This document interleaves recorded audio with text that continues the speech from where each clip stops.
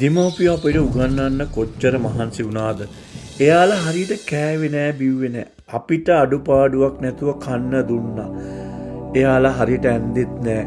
ඒවා අපිට දැනෙන්න ඉඩ දුන්නෙත් නෑ.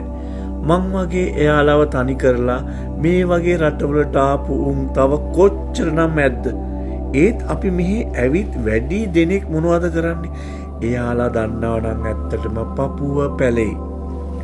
මම මේ ඉන්න කැනඩාවේ ලංකාවෙන් ආපු දොස්තරලා ලෝයර්ස්ලා ඉංජිනේරුවෝ නම් කී දෙනෙක් ආපහු හැරිලා ගියාද?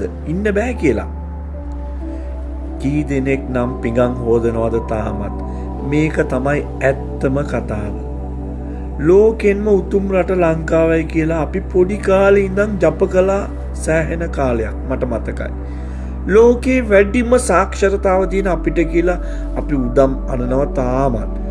ඒත් අපේ රටේ අධ්‍යාපනය ලෝකෙත් එක්ක යන්නේ නැහැ කියලා මේ ආපු නම් දන්නවා හරියටම. එහෙමනම් මේක වෙනස් කරන්න ඕනේ නැද්ද? නැත්නම් අපි වගේම ඊළඟ පරම්පරාවටත් මේ වගේ අපි මේ කන කට්ට වගේ රටකට આવොත් කන්න වෙනවාමයි. අපේ රටේ අපි අවුරුදු 12ක් 13ක්ම ඉස්කෝලේ ගියානේ. ඒ ගිහින් ඉවර වෙලා කැම්පසුත් ගියා අවුරුදු 3-4ක්. සමහර විට ස්ට්‍රයික් නිසා තවත් අවුරුදු කිහිපයක් වැඩිපුර ඉන්න වෙනවා කැම්පස් එක ඇතුලේ. මෙහි ආවම ඒ අධ්‍යාපන සහතික කුණු කූඩෙට ඒවා වළංගු නෑ මෙහෙට. ඉතින් අපිට බින්දුවේ ඉඳන් පටන් ගන්න වෙනවනේ ආයෙත්. කම්කරු රස්සාවක් කරගෙන අර සියල්ලම අමතක කරලා ඩොලර් කීයක් හරි හම්බ කරගෙන සද්දේ වහලා ඉන්න එක තමයි හැමෝම කරන්නේ.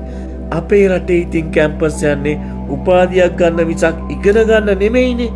මෙහෙදි මටත් කීයක් නම් දෙනෙක් උපාධිකාරයෝ හම්බුණාද? උන් උපාධිය අරන් තියෙන්නේ රස්සාවක් හොයාගන්න මිසක් ඉගෙන ගන්න නෙමෙයි. ඉතින් කටපාඩම් කරන අධ්‍යාපනය වෙනස් කරන්න ඕනි නැද්ද? එහෙනම් මේ කට්ට කන අපි තමයි කෑ ගහලා කියන්න ඕනේ ඔය මගුල වෙනස් කරපල්ලා කියලා. මං යෝජනා කරනවා මෙහි ඉන්න අපේ ශ්‍රී ලාංකිකයන්ට ඒ වෙනුවෙන් හඬක් නගපල්ලා. මොකද උඹලා ඇත්තම ඇත්ත දන්නවා. ඒ විතරක් නෙමෙයි ඒක භුක්ති විඳින්මින් ඉන්නේ.